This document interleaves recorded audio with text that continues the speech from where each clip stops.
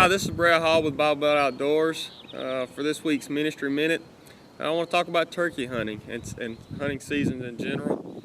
But with turkey hunting, the first thing that comes to my mind is patience. It takes a lot of patience to stay put, just to continue on after a bird, whether he's gobbling or not.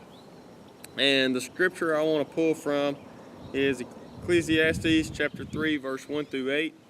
It says, "To everything there is a season, and a time to every purpose under the heaven, a time to be born, and a time to die, a time to plant, and a time to pluck up that which is planted, a time to kill, and a time to heal, a time to break down, a time to build up, a time to weep, and a time to laugh, a time to mourn, and a time to dance, a time to cast away stones, and a time to gather stones together, a time to embrace, a time to refrain from embracing, a time to get, a time to lose, a time to keep, and a time to cast away, a time to rend, and a time to sow, a time to keep silent, and a time to speak, a time to love, and a time to hate, a time of war, and a time of peace." You know, that pretty much covers everything that we'll go through in life.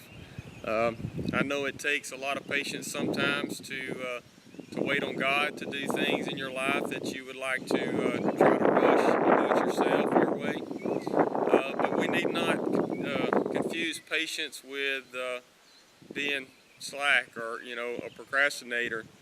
It just seems like today in the church and just in the world in general, and especially the United States, that Christians are being persecuted, and we've become a little passive.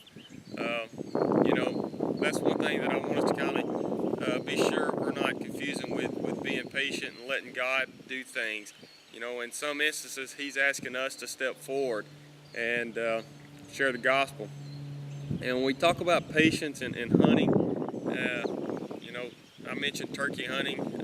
If you're not a turkey hunter, I'll use another example. You can see the house in my background. It's been for sale for quite a while. You may be going through things.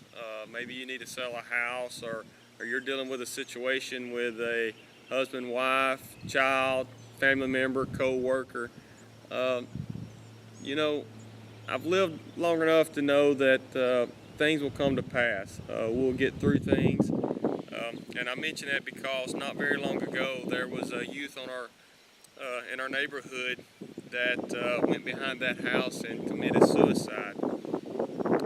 He was younger, in his early 20s or late teens, and we don't know what he was going through, but for some reason, he didn't think that things were going to change. And I think that is one of the hardest things for us to be patient about, is to weather that storm and give it time to change and get better.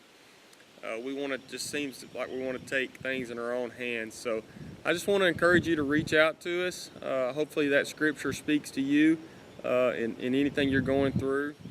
And if you want to reach out to us, you can email us at ministry@BibleBeltOutdoors.com.